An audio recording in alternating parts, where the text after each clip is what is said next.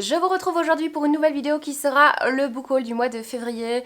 Il y a de nouveau de quoi faire une énorme vidéo, donc je vais tout de suite commencer. Il me semble que j'avais parlé sur les vlogs que février serait un mois où je serais un petit peu plus raisonnable, où je ferais peut-être un no-buy, et bien comment vous dire que ce sera pour mars. Mais je pense que pour mars ça va être compliqué parce qu'en mars il y a plein de sorties de dingue. Le David Van, Mathieu Ménegot, vous voyez toutes ces sorties de dingue. Donc je pense qu'on va reporter ça en avril et ou en 2027 hein, parce que clairement les no-buy c'est vraiment pas pour moi sauf en juillet et août parce qu'il n'y a rien qui sort. Voilà. On va commencer tout de suite par les services presse. Cette fois-ci j'en ai un petit peu plus puisqu'il y a en effet pas mal de sorties au mois de mars, donc il y a des choses que j'ai déjà reçues en anticipé et aussi des choses fin février. J'ai notamment les 3 romans de chez Albin Michel. J'ai un roman Fantôme de Christian Kiefer. Nous sommes en 1945, on va suivre un soldat américain d'origine japonaise qui va rentrer chez lui après la guerre. Et il se rend compte que personne n'est là pour l'accueillir, il se demande pourquoi, il va un petit peu enquêter. Et on va suivre en parallèle, donc à une double temporalité, en 1969, un gars qui a fait la guerre du Vietnam. Et il va écrire un roman sur notre premier personnage de 1945. J'étais très intriguée parce que justement c'est un sujet dont on parle très peu. Et voilà, il m'intrigue beaucoup. J'avais choisi aussi chez Albin Michel Effacer les hommes de Jean-Christophe Tixier. C'est un roman qui m'a énormément tentée parce qu'on parle vraiment d'une saga familiale. Donc en fait, il y a dans les années 65, il y a une dame qui meurt et 3 femmes vont un petit peu se disputer sur l'héritage. Donc j'imagine qu'il y aura des secrets de famille qui vont ressurgir, des trucs un peu, j'aime bien ça, les trucs de secrets de famille. On va voir ce que ça donne, je connais pas du tout l'auteur, j'ai pas lu son autre roman Les Mal-Aimés, donc voilà, ce sera vraiment une découverte. Et j'ai choisi un livre alors qui sort un petit peu de ma zone de confort puisque nous sommes avec un roman plutôt feel good. Je n'en lis pas beaucoup, vous le savez, enfin si vous me suivez en tout cas, j'en lis pas beaucoup, j'en lis de temps en temps, sporadiquement, une fois par 2 mois, une fois par trimestre ou une ou 2 fois par trimestre. Et là j'ai choisi Là où le bonheur se respire de Sophie Talman. Je ne connais pas du tout cette autrice, je sais pas du tout ce que ça va donner, je ne sais pas si ça va me plaire, donc ce sera vraiment grosse découverte. Et tous les 3 en fait ce sont des romans qui sont assez fins, qui font pas plus de 300 pages en fait, donc c'est pas des grosses bricasses, c'est des livres qui vont quand même se lire assez vite. Au mois de février, j'ai également reçu un autre roman feel good. On m'avait contacté et j'avais accepté parce que le résumé me tentait beaucoup. C'est l'histoire de cette jeune femme qui est danseuse, qui va avoir un accident, qui va plus pouvoir danser. Elle va devoir travailler dans un petit café pour subvenir à ses besoins et bien sûr elle va faire des rencontres, ça va être un petit peu feel good, je vais voir ce que ça donne. Et c'est au temps du coronavirus. Moi ça me dérange pas du tout de découvrir des livres au temps du coronavirus, donc des livres très très actuels en fait. Ça me dérange pas du tout, donc c'est pas non plus le thème central, moi ça me dérange pas du tout. Je vais peut-être honnêtement commencer par celui-là puisque je l'ai reçu avant, tout simplement. De la part des éditions Slatkin, j'ai reçu le Stradivarius de Goebbels de Johan Iacono. Je suis hyper contente d'avoir reçu ce roman.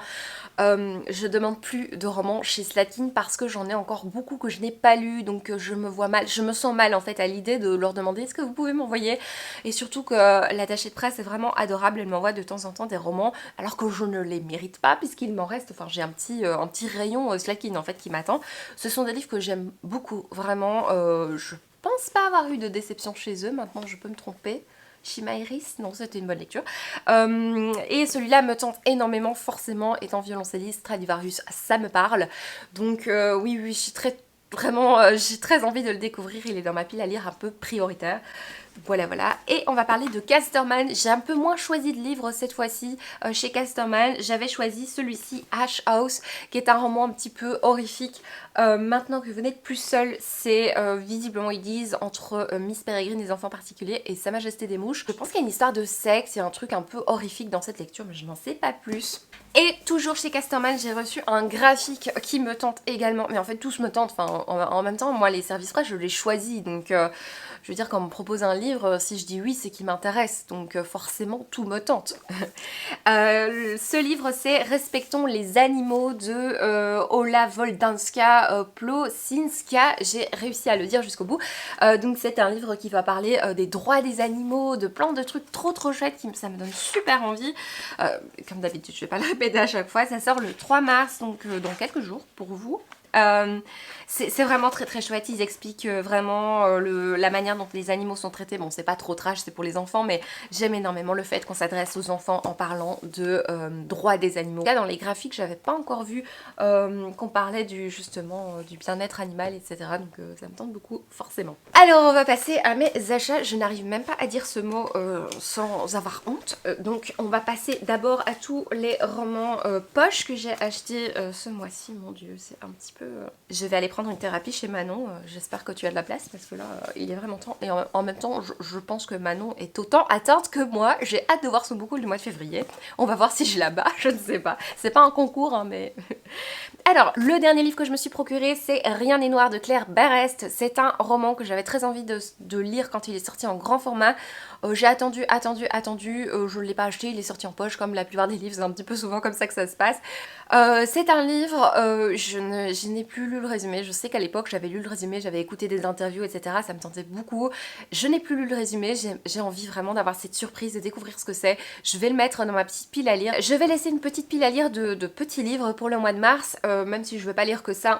Franchement, j'ai envie de continuer parce que j'aime beaucoup, ça me permet de découvrir des auteurs vraiment différents, ça prend pas trop de temps, en 2 soirées c'est fait, enfin vous voyez ce que je veux dire, et on découvre un auteur parfois avec une littérature très très courte, avec un livre vraiment très court, et moi j'aime bien lire des livres qui sont pas très longs, mais par contre je ne sais plus de quoi ça parle, hein, donc je ne vous aide absolument pas.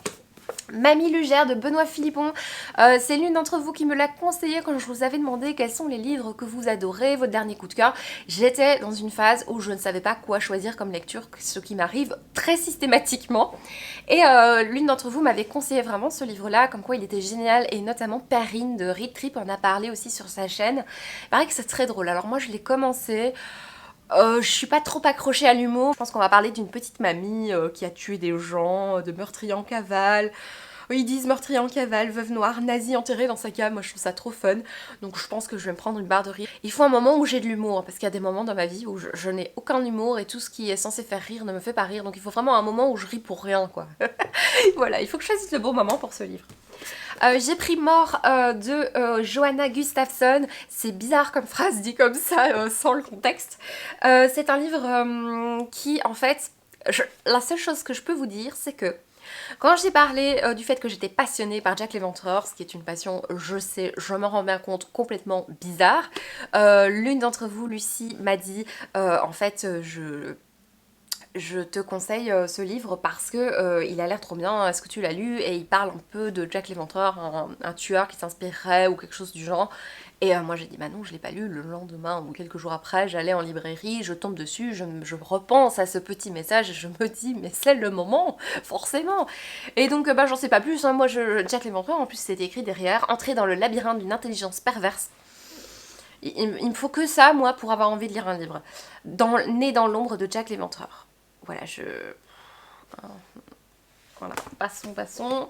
Ah, je tombe sur un manga, j'ai très très mal trié mes livres. Il s'agit du tome 2 des Liens de sang de Shuzo Oshimi. C'est un livre dont je vous ai déjà parlé en vlog. Je sais plus si je l'ai fait en point lecture. J'ai eu une excellente lecture avec ce premier tome que j'ai énormément aimé. J'ai acheté le deuxième tome, je l'ai lu depuis. Je peux vous dire que ça confirme que c'est vraiment un très très bon livre. C'est un manga un peu malaisant, une relation assez bizarroïde entre un fils et sa mère, une histoire vraiment très particulière, une ambiance assez glauque. Oui, il me tente pas mal Enfin, il me tente pas mal, j'ai déjà lu, qu'est-ce que je viens de dire?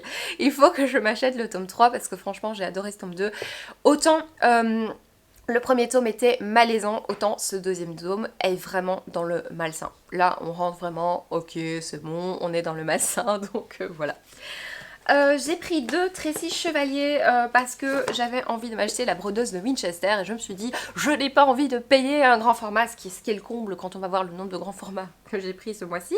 Je me suis dit je veux pas payer un grand format, j'ai envie de lire d'abord ceux qui sont déjà sortis en poche et du coup bah c'est un peu débile, j'en ai acheté 2 ce qui fait le même prix que la brodeuse de Winchester au final. Donc j'ai pris La Dernière Fugitive et Prodigieuse Créature, c'est elle qui avait écrit La Jeune Fille à la Perle. Voilà, qui est une histoire que j'adore. J'ai un rapport très particulier avec cette histoire, avec cette peinture de Vermeer, parce que je vais pas raconter ma vie, en fait, c'est pas très passionnant. Pour moi, c'est hyper important. Un rapport avec mon grand-père qui m'a encadré la peinture, non pas l'original, hein, mais voilà, il y a quelque chose de très très sentimental avec cette peinture et du coup avec cette histoire. Et donc, quand je vois le nom de l'autrice, déjà, j'ai des petites palpitations parce que je repense à tout ça. Et donc, j'ai très envie de me plonger dans Prodigieuse créature et Dernière fugitive. Je pense qu'il y a un peu de woman power, il y a un petit peu de féminisme là-dedans. Ça pourrait rentrer dans le Mars au féminin, auquel je ne participe pas pour l'instant. Je peux encore changer d'avis. Mais je participe pas pour l'instant parce que j'ai énormément de livres en ce moment que j'aimerais lire, qui ne sont pas du tout écrits par des femmes. Mais ces deux-là me tentent beaucoup. Toujours en poche, je n'ai toujours pas fini. Hein. Bon, il y en a qui sont des secondes mains et dès qu'ils sont des neufs, mais je ne vais pas commencer à trier. Enfin, je pense pas que ça vous intéresse vraiment. Il y a des livres qui viennent de chez Pêle-Mêle notamment, ou de chez Évasion, qui sont des magasins de seconde main, mais voilà, c'est pas très important pour vous au final. Je me suis pris Aveux de faiblesse de Frédéric Viguier. C'est un livre qui a été conseillé par Amélie, vivement conseillé par Amélie. Il me semble aussi Perrine de Trip qui en avait parlé. Il faut que je pense à mettre tous les noms en barre d'infos, je le fais en général, mais il faut que je me note à moi-même. N'oublie pas d'écrire le nom des gens dont tu parles. Donc ici, je ne sais pas, j'ai plus envie de lire le résumé parce que c'est à nouveau un livre très court que j'ai mis dans ma pile à lire de petits mois, petite lecture, qui se transformera en petite année, petite lecture. Aveux de faiblesse, bah voilà, ça me tentait bien. Amélie a dit que c'était vraiment un très très bon thriller, elle en a vraiment très très bien parlé, et donc bah forcément, comme je suis une femme toute en faiblesse, et eh bien je l'ai acheté. Et voilà, je ne vais pas à chaque fois accuser la personne, mais en fait, si je vais me dédouaner, je vais me déculpabiliser en disant que c'est toujours la faute de quelqu'un quand j'achète un livre. Et là, c'est la faute de Margot Liseuse dans le live de Ludo, le dernier live de Ludo, dans lequel Margot avait participé. Elle a parlé tellement bien. De toute façon, elle parle toujours d'un livre, mais vraiment, ici, elle a parlé de Winter People, de Jennifer McMahon. C'est l'histoire d'une jeune femme, je pense qu'elle va perdre sa mère, et elle va réussir, il y a un petit peu de fantastique dedans, à faire revivre cette personne, quelque chose comme ça, il y a un peu de surnaturel. Ça a l'air terrible en fait comme histoire, il paraît que c'est magnifique, j'en ai entendu que de bons avis depuis que je vous en ai parlé en vlog. On arrive à la fin des livres de poche, hein. Pas la fin, mais la fin des livres de poche. J'ai pris le tome 1 du Prieuré de l'Oranger et la fille elle a laissé le ticket dedans quoi. De Samantha Shannon. Je suis super contente de voir qu'il est sorti en poche. Pour le coup, j'ai une fascination pour les éditions de Saxus, pour les deux seuls romans que j'ai lus chez eux, que j'ai bien aimés. Et parce que les livres me tentent beaucoup. C'est pas forcément le marketing, moi, qui a fait que j'ai envie de lire leurs livres. C'est pas, voilà, les publicités assez récurrentes. C'est vraiment, moi, en librairie, quand je vois leurs livres, j'ai envie de les lire. Ou peut-être que je suis quand même... Oh, je sais pas si je suis influencée, j'en sais rien. Mais en tout cas, oui, j'ai très envie de lire celui-là, mais je suis super contente de voir qu'il est sorti en poche parce qu'il est, il est énorme en roman. Moi, je sais pas lire un livre si énorme comme ça. Enfin, c'est vraiment, du coup, je suis contente qu'il soit sorti comme ça.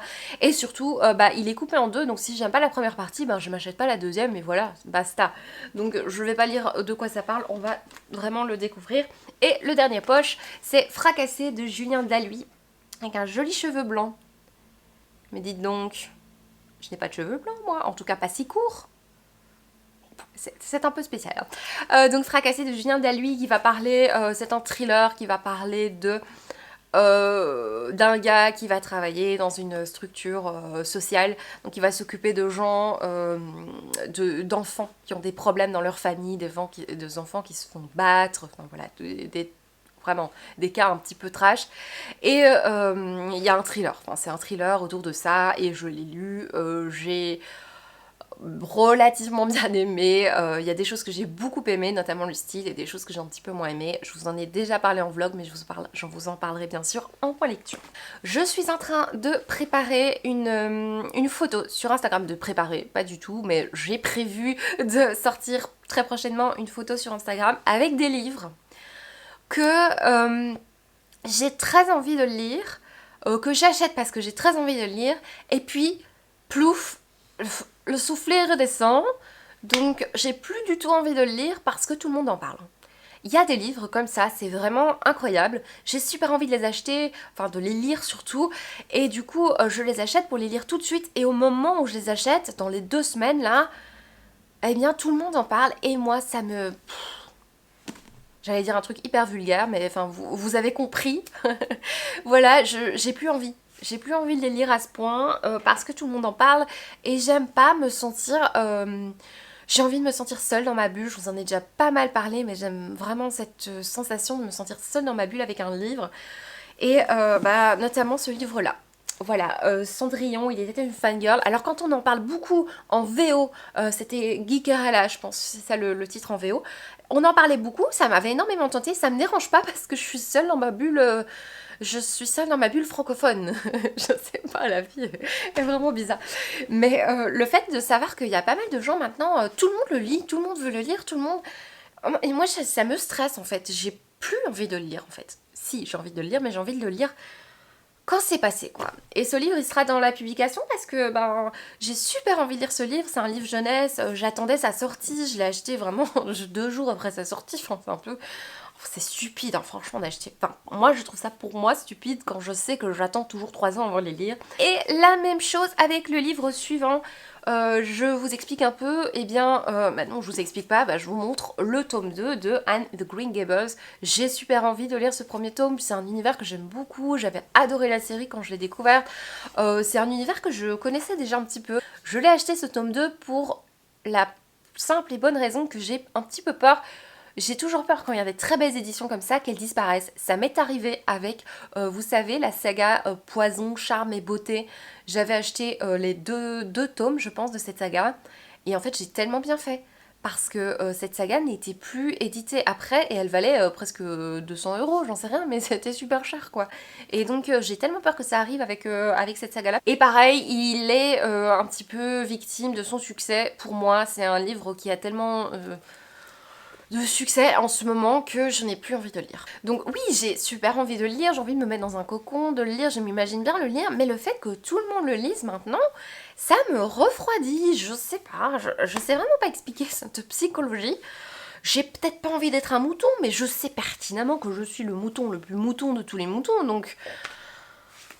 Je sais pas, je crois que je vais attendre 2027, pareil.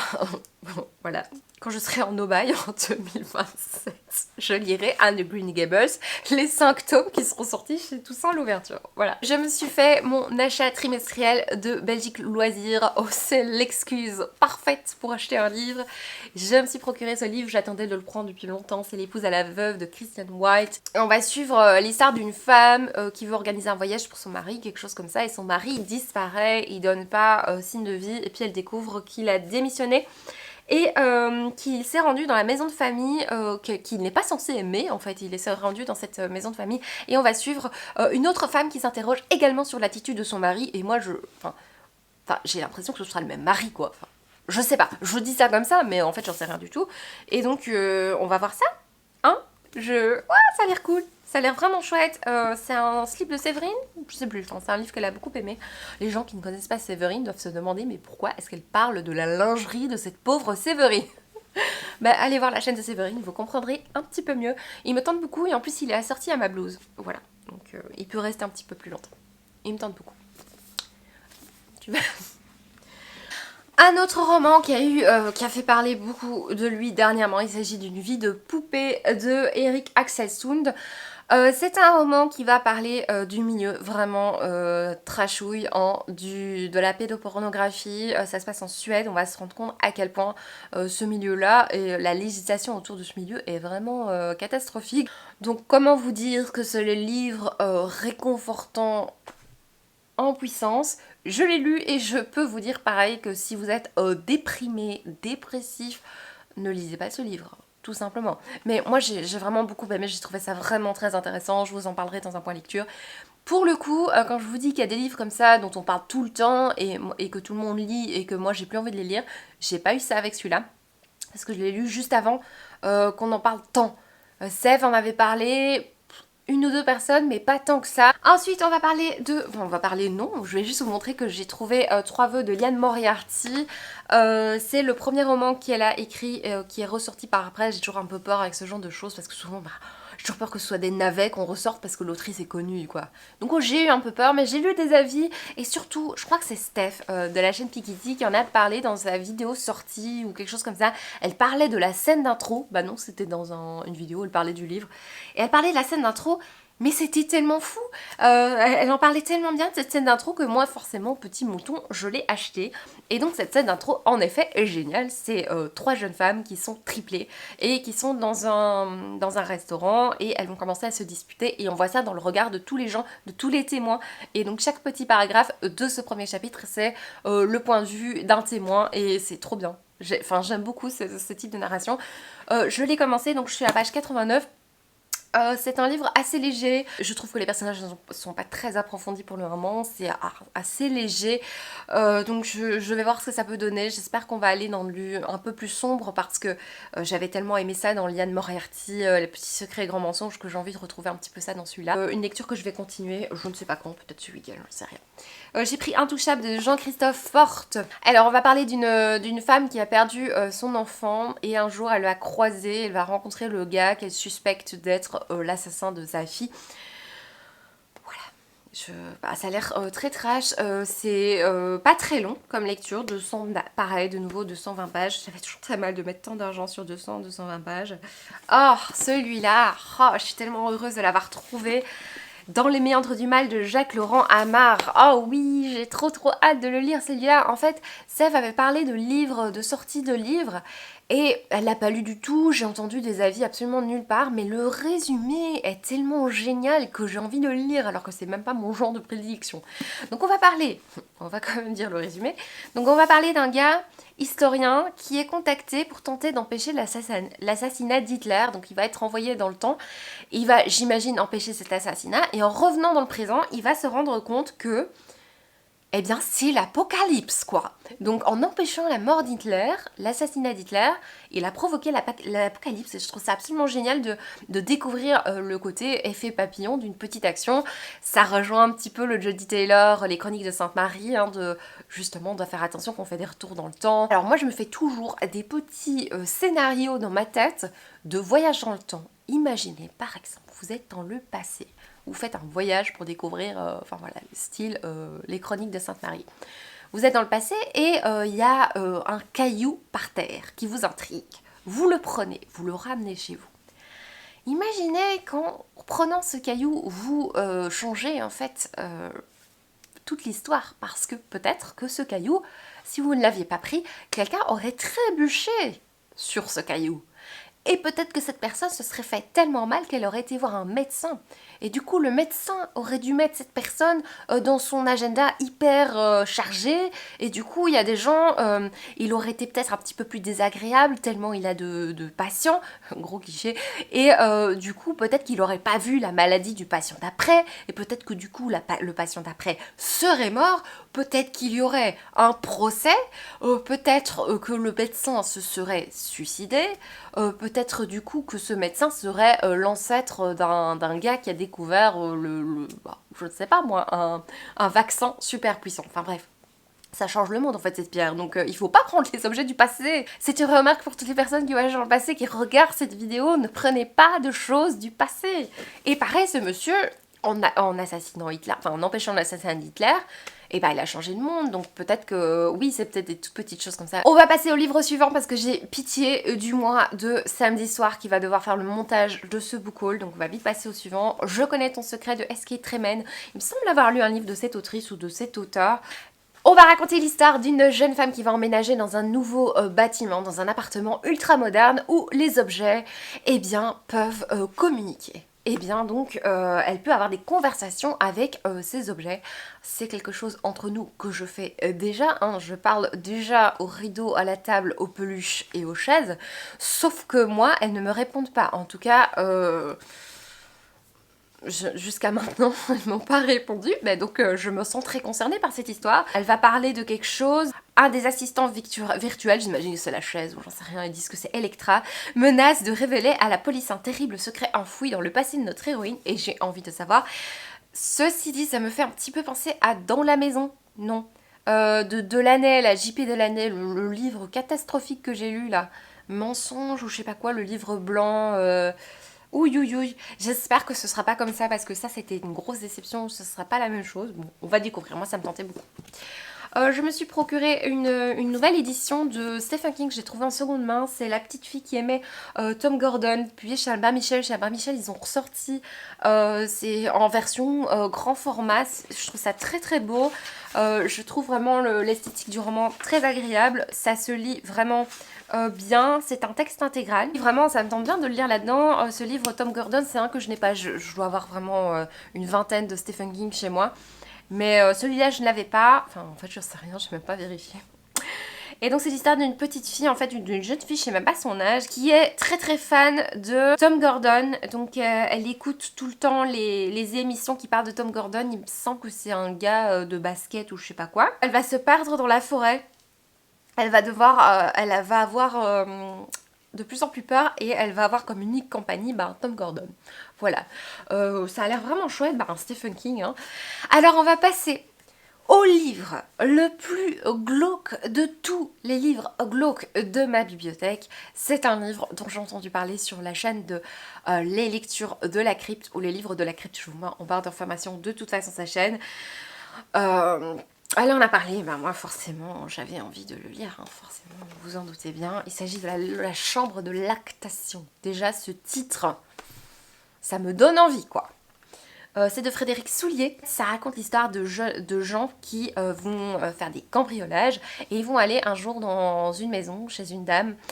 Ils s'attendent à ce qu'elle ne soit pas là et en fait elle sera là et il va s'avérer que c'est une psychopathe et qu'elle va sans doute les séquestrer et leur faire les pires sévices. Ah, ça a l'air trop bien. Et il paraît qu'il faut pas manger en lisant. Alors je vais l'ouvrir au milieu et je vais voir quel genre de mots je vais trouver. Ah bah je tombe sur une scène de sexe. Ah oui quand même. Ah oui, je pense que je ne vais pas lire en... Ah oui quand même. On va aller plus vers le début. Oula, ça a l'air vraiment dégueulasse. Ah, circoncision. Ah, quelque chose me dit que c'est pas une circoncision consentie. Bon, c'est un livre dégueulasse, hein. Ils disent que c'est avertissement. Ce livre est destiné à un public très averti, à des adultes consentants. Voilà. Genre, oh, ça a l'air trop bien. Bon, je vais quand même faire attention où je le lis. Peut-être pas dans le métro. Enfin, je vais un petit peu voir. Hein. J'ai pas envie d'être arrêtée par la police. Un livre largement inspiré de Flo Books qui m'a parlé de ce roman Des diables et des saints de Jean-Baptiste Andrea. C'est un roman qui va parler de jeunes orphelins dans un orphelinat qui vont des histoires d'enfants, j'imagine déchirés, enfin ça a l'air très très beau et on va parler notamment de quelqu'un qui est fan de Beethoven. Voilà, hein, ça parle de musique, donc forcément ça m'interpelle. Flo disait que c'était juste magnifique. J'ai envie, c'est pareil, c'est le genre de livre que j'ai envie de lire avant qu'on en parle trop. Vous voyez ce que je veux dire, moi, le symptôme là dont je vous ai parlé tout à l'heure. Donc voilà, je me suis procuré le livre Les 7 ou 8 morts de Stella Fortuna, Juliette Grams. J'ai été prise par le mot saga familiale de personnage qui est attaqué par une aubergine et éviscéré par des cochons. Comment vous dire que j'ai envie de lire ce livre, surtout que sa couverture est sublime, pour le coup c'est un livre neuf, donc voilà, j'ai un petit peu douillé pour ce livre, donc j'espère qu'il est bon, il me tente énormément, et franchement, ouais. Ensuite, un livre neuf encore. Ah, je vous en avais parlé, je vous avais dit que j'avais flemme de lire celui-là. Je l'ai donc en VO depuis 1 an, depuis que Ninon d'Opaline en avait parlé, tellement bien, je l'ai acheté en VO, pas cher en plus, hein, c'est moins cher les livres VO. Et il a fini par sortir en français. Oh, ça m'arrive tout le temps en ce moment, c'est une catastrophe. Les livres sortent en français sans prévenir, et moi je ne les ai toujours pas lus en anglais, c'est arrivé avec le Cruel Prince que j'ai acheté en VO. Voilà, c'est arrivé avec plein de livres et j'en ai marre. Je veux lire mes livres VO, c'est juste que... Il faut que je le prenne et que je commence à le lire en fait. En soi, j'ai pas de souci à lire en VO, c'est simplement que comme je lis un petit peu plus lentement, je suis découragée à l'idée de passer trop de temps sur un livre. C'est juste ça. Et celui-ci, c'est vrai que les caractères sont vraiment très petits, je vous préviens quand même, en VO, les caractères sont vraiment très petits, moi ça m'a découragée en fait. Voilà. Et donc je l'ai acheté en VF, il est très beau. Il fait aussi partie de ces livres que je n'ai plus envie de lire parce que tout le monde en parle. J'ai sincèrement envie de le lire, mais j'attendrai que quelques semaines, quelques mois passent et je reviendrai dessus. Et du coup je vous fais gagner celui-là alors que je viens de descendre le fait de dire qu'il est écrit tout petit. Voilà, je vous l'offre en VO et tout le monde peut participer à ce concours. C'est pour les personnes qui lisent en VO et qui ne sont pas dérangées par des caractères vraiment petits. C'est vraiment très très petit. Je sais pas vous montrer à la caméra parce que ça vous parlera pas au niveau de l'échelle, mais vous êtes quand même prévenus. Et les deux derniers livres, le premier c'est 4 sœurs de Malika Ferjouk et Nit, c'est le premier tome. Moi j'avais dévoré ces livres quand j'étais plus jeune, je lisais ces livres dans la bibliothèque de quartier et voilà, j'avais lu tous ces tomes, je vois ces livres. L'école des loisirs avec le petit rectangle rose, le petit rectangle orange selon la fille des 4 sœurs. Et j'aimais tellement ça que ça fait perpète que j'ai envie de m'acheter cette saga depuis que je suis allée à Montreuil en 2000, je sais plus combien là, ça me tente. Voilà, et je crois qu'il y en a pas mal qui sont sortis, je crois que jusqu'au tome 4. Cette version graphique me tente beaucoup. Et le dernier, c'est un petit peu une surprise, il pèse 3 tonnes. Contexte, sur un live de Sève. Sève, elle fait vraiment des lives super chouettes de base, mais aussi régulièrement elle va inviter des gens à parler de leur coup de cœur. Et je trouve ça vraiment chouette, des gens qui sont pas forcément booktubeurs, des gens comme ça vraiment qui parlent très très bien de livres et c'est vraiment très chouette. Vraiment, je découvre toujours des livres et là il y a un youtubeur qui est revenu déjà plusieurs fois que je trouve vraiment intéressant. C'est Dorian de la chaîne Mister Cabric. Et il a parlé d'un livre qui l'a tellement bouleversé, il a été tellement ému en parlant de ce livre qui nous a tous touchés et le sujet, moi, me parle tellement que j'ai eu envie de le découvrir. Il s'agit d'un comics voilà, il s'agit d'un comics. Il m'a tellement bouleversée avec sa chronique sur ce livre que j'ai eu envie de le prendre. J'ai été voir un petit peu partout sur des sites, il n'était pas disponible et en fait j'ai fini par l'acheter. J'ai profité d'un bon d'achat sur Fnac pour l'acheter, mais en fait il coûte super cher. Je pensais que j'allais recevoir ce comics en fait en mode comics, en mode petit. Je me suis dit c'est mon premier comics. On a les Walking Dead, hein, mais enfin voilà, c'est mon premier comics autre que Walking Dead. Et en fait pas du tout, j'ai reçu une version mais complètement dingue, qui est plus grande que ma tête. Alors ça ne dit pas peut-être que j'ai une tête énorme, hein, mais non, il est immense ce livre. Quand j'ai vu le colis tout à l'heure, ce matin, je me suis dit mais il s'est trompé, c'est pas possible. Mais non, c'est bien ce livre. Donc je vais enlever la plaquette. Je sais pas pourquoi j'ai pris cet accent bizarre. Ah mais c'est un poster en fait. On peut l'ouvrir, c'est génial. En fait la jaquette c'est ça. Donc c'est en fait c'est Magneto, le testament. Donc Magneto c'est le personnage dans l'univers de X-Men. Alors moi X-Men c'est un univers que j'adore, mais par contre lire un comics ça m'a jamais tenté quoi. Mais là visiblement ça parle du passé de Magneto. On parle quand même de ce personnage de Max, jeune juif ayant vécu les horreurs du nazisme, tout ça. Enfin voilà, il en a tellement bien parlé d'Orient, ça avait l'air magnifique et ce qui l'a touché lui, c'est le genre de choses qui me touche moi. Donc je vais le découvrir avec grand plaisir, mais par contre je savais pas qu'il pesait 3 tonnes. Petite incruste dans la vidéo, j'ai oublié de parler d'un livre que j'ai acheté, je vous le dis vite, c'est celui-là. Mais je pense qu'on sait très bien pourquoi j'ai oublié de vous parler de ce livre, parce que je l'ai lu. Qui fait partie de ma pile de livres à donner parce que je n'ai pas forcément apprécié. Voilà, je vous en reparlerai je pense, mais je vous en ai déjà pas mal parlé. Voilà, c'est tout pour ce book haul. J'espère de tout cœur qu'il vous aura plu. J'espère que celui de mars sera moins conséquent, mais j'ai quand même des doutes parce que j'ai des arrivées presse assez folles qui doivent arriver. J'ai aussi voilà, des envies. J'ai envie de me faire une sortie évasion. Donc ce que je vais faire, c'est que je sais qu'il y a énormément de livres qui sortent la première semaine du mois de mars. Je vais essayer de me faire un no-buy cette semaine-là. Ça va être compliqué, mais je vais essayer. Et peut-être que, genre la 3e semaine de mars, j'irai en magasin de seconde main pour voir si certaines nouveautés, notamment le David Van, ne seraient pas disponibles en seconde main. Je vais essayer de faire ça plutôt que d'acheter tout en neuf et d'attendre 5 ans pour le lire. Vous voyez ce que je veux dire. Voilà, voilà. Merci beaucoup d'avoir regardé cette vidéo jusqu'au bout. À bientôt. Ciao.